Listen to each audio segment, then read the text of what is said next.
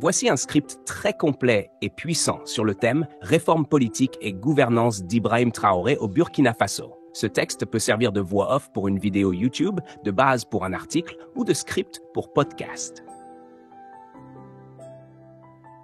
Titre: Ibrahim Traoré, réforme politique et gouvernance au Burkina Faso. Ton informatif, engagé, équilibré, durée 4 à 6 minutes. Intro: l'homme, le moment, la mission.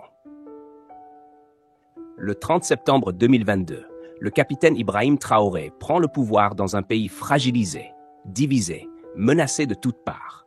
Le Burkina Faso n'est pas seulement en guerre contre les terroristes. Il est en guerre contre la corruption, l'injustice, la soumission. Depuis ce jour, Traoré n'a cessé de parler de refondation, de souveraineté, de changement. Mais derrière les discours, quelles sont ses vraies réformes politiques? Quelle est sa vision de la gouvernance? 1. Suspension des institutions et nouvelle charte.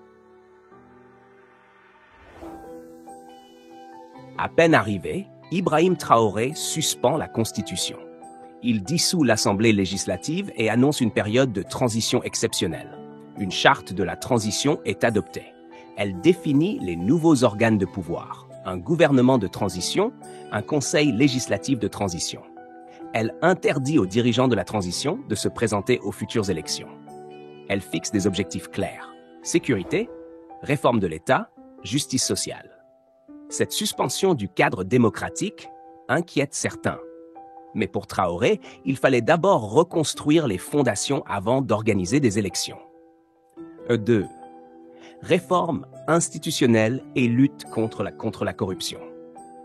Ibrahim Traoré a engagé une lutte frontale contre la corruption. Il a lancé des audits dans les marchés publics, suspendu ou arrêté des fonctionnaires impliqués dans des détournements. Des efforts ont été faits pour reprendre le contrôle des ressources naturelles, en particulier l'or, souvent exploité sans retombées pour le peuple. Le capitaine veut un État plus transparent, plus rigoureux, plus au service du peuple. Mais le manque de résultats concrets à grande échelle commence à faire naître des frustrations. 3. Gouvernance populaire, inclusion ou autorité.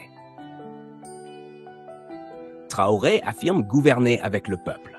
Il consulte les jeunes, les femmes, les syndicats. Il s'appuie fortement sur les volontaires pour la défense de la patrie. Preuve que la sécurité est une affaire collective. Mais en même temps, les libertés sont restreintes. La presse est surveillée. Les manifestations sont parfois interdites. Des voix critiques sont intimidées. Traoré affirme que c'est pour maintenir l'ordre dans une période difficile. Ses partisans parlent d'autorité juste. Ses détracteurs parlent de dérive autoritaire. 4. Rupture géopolitique et refondation panafricaine. Une réforme politique majeure de Traoré est sa rupture avec la France-Afrique. Il a mis fin à la présence militaire française. Il a renforcé les liens avec le Mali, le Niger et formé l'Alliance des États du Sahel, AOS. Il parle de indépendance véritable, de souveraineté assumée. Sa gouvernance repose sur un principe simple: l'Afrique doit se libérer pour se gouverner elle-même. Mais ce choix isole aussi le pays, économiquement et diplomatiquement. Est-ce le prix à payer pour la liberté? 5. Vers quelle issue politique? Aujourd'hui, aucune date d'élection n'est fixée. Le peuple attend, le monde observe.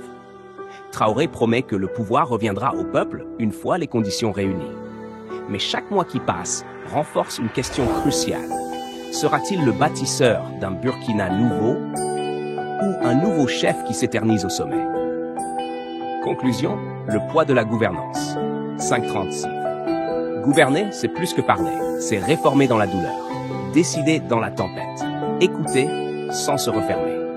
Ibrahim Traoré a éveillé une nation. Reste à savoir s'il saura lui redonner non seulement l'espoir, mais aussi des institutions solides, durables et justes.